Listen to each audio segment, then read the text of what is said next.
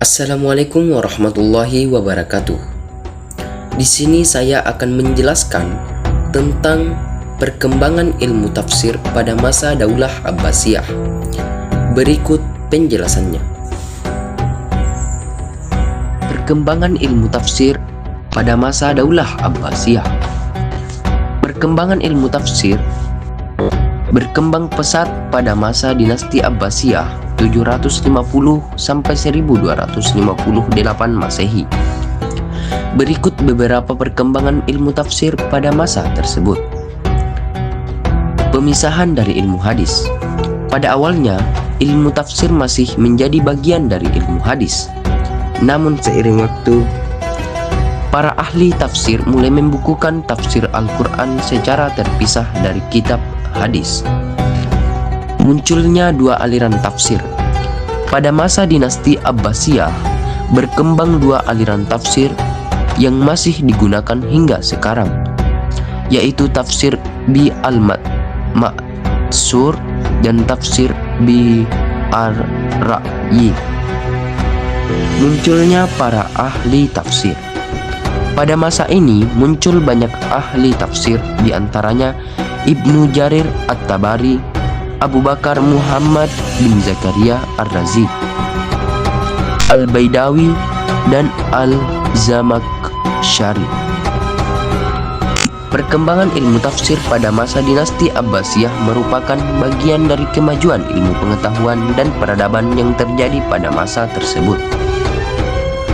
Kekhalifahan Bani Abbasiyah yang berlangsung dari tahun 750 hingga 1258 Masehi membawa umat Islam mencapai puncak kejayaan di berbagai bidang. Salah satu pencapaian terbesar dinasti Abbasiyah adalah berhasil menjadikan dunia Islam sebagai pusat pengetahuan dunia. Perkembangan ilmu pengetahuan dan peradaban pada masa Daulah Abbasiyah dapat terwujud berkat perhatian yang besar dari khalifah dan para pejabat pemerintahan. Salah satu ilmu yang berkembang pada masa dinasti Abbasiyah adalah ilmu tafsir. Ilmu tafsir adalah ilmu yang mengkaji tentang keterangan atau penjelasan ayat-ayat Al-Quran agar arti serta maksudnya lebih mudah dipahami. Pada awal masa dinasti Abbasiyah, ilmu tafsir masih menjadi bagian dari ilmu hadis. Seiring waktu, tafsir Al-Quran mulai dibukukan secara terpisah dari kitab hadis oleh para ahli tafsir atau mufassir. Pada masa dinasti Abbasiyah berkembang dua aliran ilmu tafsir yang terus digunakan hingga sekarang.